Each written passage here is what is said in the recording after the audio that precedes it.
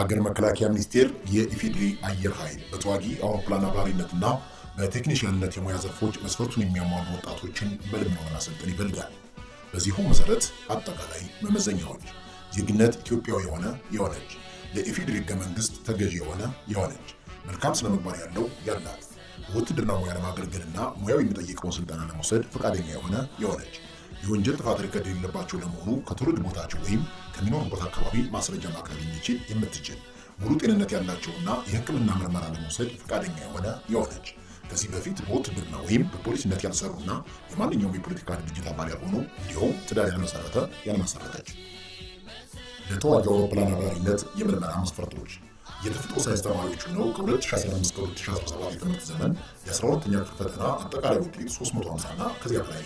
ያላት በእንግሊዝኛ በሂሳብና በፊዚክስ ትምህርቶች አማካይ ውጤት 50% እና ከዚያ በላይ ያላት ዕድሜ ከ18 እስከ 22 ዓመት የሆነች 1 ሜትር ከ65 እና ከዚያ በላይ የሆነች ክብደት ከ50 እስከ 65 ኪሎ ግራም የሆነች ለቴክኒሽያንነት የምርመራ መስፈርቶች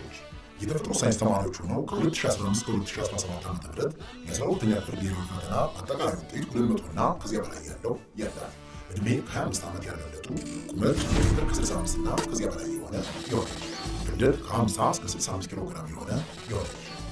ለአጫጭር ኮርስ ሰልጣኞች የመመልመያ መስፈርቶች በመጀመሪያ ዲግሪ በሜካኒካል በኤሌክትሪካል እና በኮምፒውተር የሙያ ዘርፎች የተመረቀች በተለያዩ የቴክኒክ ሙያዎች በደረጃ 4 እና በደረጃ 5 የተመረቁና የሲኦሲ ምዘና ውጤት ያላት ዕድሜ ከ27 ዓመት ያልበለጡና ቁመት 1 ሜትር ከ65 እና ከዚያ በላይ የሆነች ተፈላጊ የሙያ አይነቶችን ሙሉ ዝርዝር በየምዝገባ ጣቢያዎቹ የማስታወቂያ ሰሌዳ ላይ መመልከት የምትችሉ መሆኑን እንገልጻለን። መስፈርቱን የምታሟሉ ተወዳዳሪዎች የ8ኛና የ12ኛ ክፍል ማስረጃችሁን ኦሪጂናልና ፎቶኮፒ በመያዝ መመዝገብ የምትችሉ ሲሆን ለተዋጊ አውሮፕላን አብራሪነትና ለቴክኒሽያንነት ተመራቂዎች በአየር ኃይል አካዳሚ የሚሰጠውን የመግቢያ ፈተና ማለፍ ይጠበቅባቸዋል። የምዝገባ ቦታዎች መቀሌ፣ ሰመራ፣ ባህር ዳር፣ ጎንደር፣ ደሴ፣